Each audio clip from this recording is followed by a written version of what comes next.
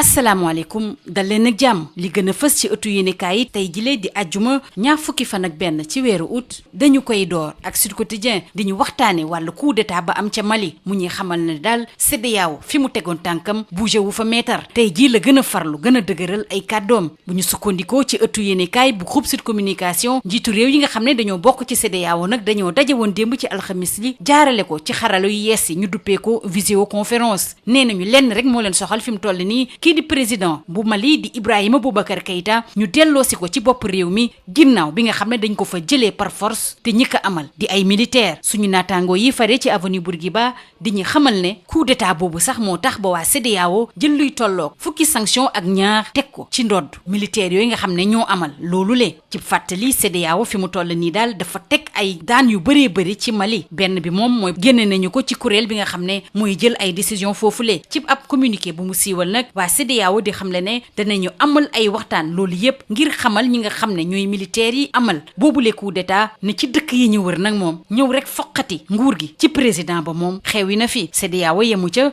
nee na it dana yóbbu benn délégation foofule ngir fexe daal ba seen sàkkuteef ni ñu delloo si Ibrahima Boubacar Keïta ci bopp réew mi ñu amal ko ci ni mu gën a gaawee ci ndajeeg jëmale ci wàllu Mali la ñuy des ak Le Soleil ñoom it di ñu wax ne CEDEAO daal lenn rek moo ko soxal muy IBK dellu si ci bopp réew mi ci boobu leen ndaje nag njiitu réew mi di président Macky Sall am na ay kàddu yoo xam ne yëkkati na ko ci nee na nag naam sax war nañ leen teg ay daan wante nekk lépp lu jëm ci wàllu dund gi nga xam ne moom la askan wi di soxla ak garab yi nga xam ne moom la askan wi di jëfandikoo nag embargo bi waru caa tegu loolu it la waa enquête xamle di fësal bu baax a baax ñàkk déggoo bi am ci mbir mi nag ci diggante Alassane Dramane Ouattara bi jiite Côte d'Ivoire ak président Macky Sall nekk ci bopp réew mi waa l'enquête di ñu xamal ne ki nga xam ne dafa xamle waat ne dafa bëgg ñetteelu mandat ci bopp réew ma di Alassane Dramane Ouattara nag moom fas yéenewul baal dara ñi def coup d'état bi foofule jot na ñu fexe delloo si lépp ci yoon ca Mali loolu nag ute kàddu yi nga xam ne moom le président Macky Sall yëkkati dafa bëgg ñu gën a bàyyi xel askanu Mali bi leneen loo xam ne it soxal na ëttu yéenekaay yi ñu xëyandool tey mooy téere bi nga xam ne kii di Thierno Alassane Sall moo ko génnee mu duppee ko le protocole de l'Élysée confidence d'un ancien ministre sénégalais du pétrole Thierno Alassane Sall dellu si na bu baax a baax ci wàllu Petro-Tim ak contrat de recherche yi nga xam ne moo amoon ci wàllu bloc Kayor offshore profond ak Saint-Louis offshore te juróon coow lu bëri ci réew mi bu ñu sukkandikoo ci waa Sud Quotidien daal ci téere boobule Thierno Alassane Sall mi nga xam le ni Macky Sall xamante naag Franck Timis bu baax a baax ki nga xam ne tuddoon nañu ko ci wàllu Petro-Tim ak Aliou Sall Thierno Alassane Sall tudd na ci bu baax a baax président de la République Macky Sall ak Boun Abdallah Dionne lii it soxal bu baax a baax waa Tribune ba ñu bind ko ci seen xët mu njëkk ni kii di Thierno Alassane Sall dal na bu baax a baax ci ñi ngànk nguur gi téereem boobu nga xam ne ci juróomi téeméeri xët waxtaane na bu baax a baax wàllu Aliou Sall Serigne Mboup Abdoul Aziz Mbaye ak Djibril Amadou Kanouté mu joxoñ leen baaraamu tuuma dellu si na it ci plainte Tullow Oil xamal ñu it ne Aly Ngouille Ndiaye Samuel Sarr Karim Meïssa Wade ñoom it taq nañ ci rip l'enquête it dellu si na bu baax a baax ci téere boobu te kii di Thierno Alassane Sall siiwal ko démb ci alxamis bi Le Soleil moom waxtaane it leneen mooy ndorteelu examen CFEE entrée en sixième démb ci alxamis bi muy xam le ne ministre bi ñu dénk wàllu njàng bi moom rafetlu bu baax a baax anam yi nga xam ne noonu la tëroo donte Mamadou Talla fàttali ne mi ngi amee nag ci jamono joo xam ne mbas mi lew na bu baax a baax ci suñu réew ministre bi ñu dénk wàllu wér-gu-yaram di Abdoulaye Diouf Sarr xamal médecin chef de région yi ne dañoo war a wëyal xeex bi jëm ci wàllu mbas mi te fexe nag fi ñu tegoon suñu tànk ñu bañ ko teggi benn yoon loolu nag am ci jamono joo xam ne démb ci alxamis bi xamle nañu ne luy tolloog téeméeri doomi aadama ak juróom-ñaar fukk ak ñett ñoo wér ci boobule jàngoro ci jamono jooju nag téeméer ak fukk ak ñetti doomi aadama yu yees ñoo amee doomu jàngoro bi juróom fukk ak juróom-ñeent yi nag bawoo ci li ñu duppee transmission communautaire di wàllante sunu biir te xamuñu fa mu bawoo bu ñu sukkandikoo ci Le Soleil ñu des ak ñoom mu waxtaane ñu wàllu conseil présidentiel bi nga xam ne moom lañ doon amal démb ci kilifteefu njiitu réew mi ñu jagleel ko wàllu logement ni njiitu réew mi daal lenn moo ko soxal ci wàllu logement bi mooy ñu fexe ba askan wi yépp ñu yemale leen ci mbir mi ñu jeexale koog wàllu tàggat yaram door ko ak waa SAD di ñu waxtaane final bu am solo bi nga xam ne moo nar a am dibéer ak jàmm ci diggante PSG ak Bayern mu ñuy xamal ne Neymar ak Lewandowski fi mu toll nii daal lenn la ñuy xëccoo mooy daal nekk joueur bi nga xam ne moo gën a xarañ ci jamono ji Mbappé moom dajewaat ci ak ñi nga xam ne ñoo bokkoon équipe waa SAD waxtaane ñu it wàllu Europa League rawatina final bi nar a am bu juróom-ñaari waxtu jotee tey jii ci ngoon ci diggante Inter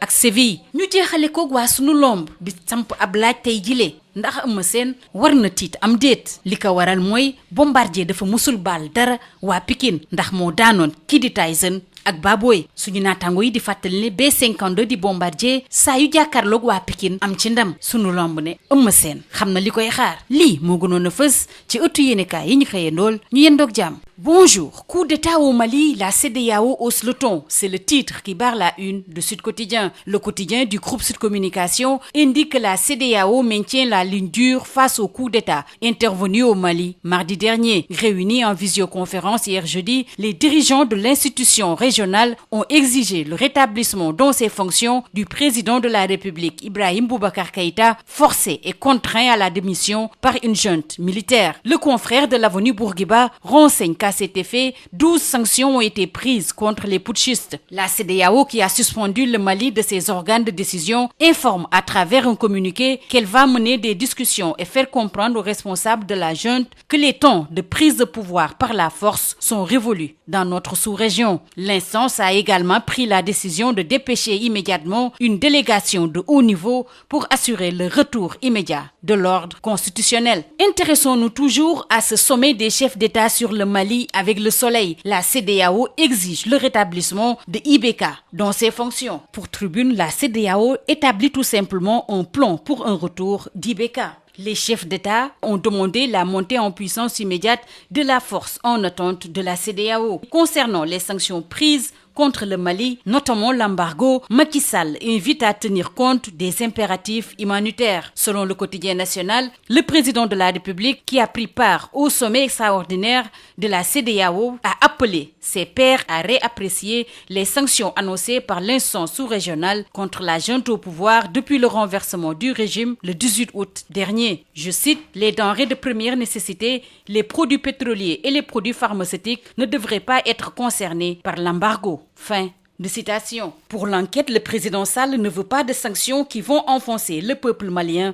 dans la galère. Restons avec l'enquête qui signale que le président ivoirien Alassane Dramane Ouattara prône des sanctions radicales contre les putschistes et le Mali, alors que son homologue sénégalais Macky Sall se veut on ne peut plus prudent. Ado a utilisé un ton ferme et sans équivoque. Nous devons, dit-il, agir avec détermination afin d'obtenir par tous les moyens le rétablissement de l'ordre constitutionnel au Mali. Quelques instants plus tôt, aux environs de 16 heures, le confrère d'indiquer que le président Macky Sall semblait, lui, mettre la pédale douce. Tout ceci, enquête l'assimile à des dissensions entre Ado et Macky. Candidat controversé à un troisième mandat, Ado représente l'aile dure qui veut mettre au pas les putschistes. La presse du jour s'est également intéressée à l'ouvrage Le protocole de l'Élysée, confidence d'un ancien ministre sénégalais du pétrole de Thierno Alassane Sall. Ouvrage sorti hier jeudi et qui se révèle, selon Sud Quotidien, un véritable brûlot de l'ancien ministre de l'énergie. Thierno Alassane Sall fait des révélations fracassantes. Il y affirme que le chef de l'État Macky Sall connaissait bien Franck Timis, du nom de cet homme d'affaires cité dans les contrats indus impliquant Petro-Tim et Aliou Sall. L'ancien ministre de l'énergie et le protocole de l'Élysée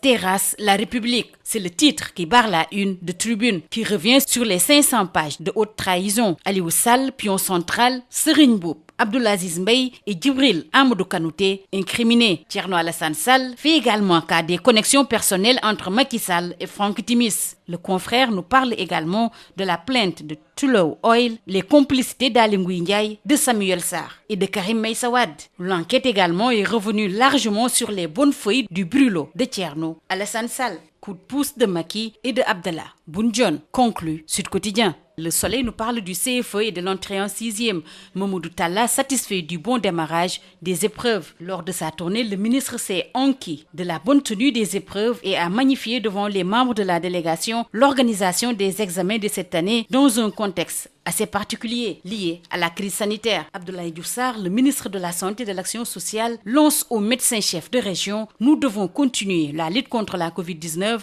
et poursuivre nos interventions de routine. Hier jeudi, 113 nouvelles contaminations ont été recensées. Les 59 sont issues de la transmission communautaire, alors que 173 patients ont été déclarés guéris en 24 heures, d'après Le Soleil, qui est également revenu sur le conseil présidentiel sur le logement. Le chef de l'État est pour la restauration du principe d'équité. En sport, finale de rêve entre l'ambitieux et l'aristocrate, Stades Le Quotidien du Sport titre ce matin sur PSG Bayern, histoire de choc à tous les étages. Neymar, Lewandowski, statut de meilleur joueur du monde en jeu. Stades Le Quotidien du Sport fait également référence aux retrouvailles de Mbappé avec ses coéquipiers, champions du monde. Stades Le Quotidien du Sport nous parle également de l'Europa League avec la finale prévue à 19h. L'Inter défie Séville, jamais perdant en finale. Terminons par Sunu Lamb. Bombardier intraitable face aux Pikinois. Eumeu Sène doit-il trembler devant le bourreau de Tyson et de Baboy? Le confrère rappelle que le B52 n'a jamais loupé des occasions de battre les anciens ténors de Pikine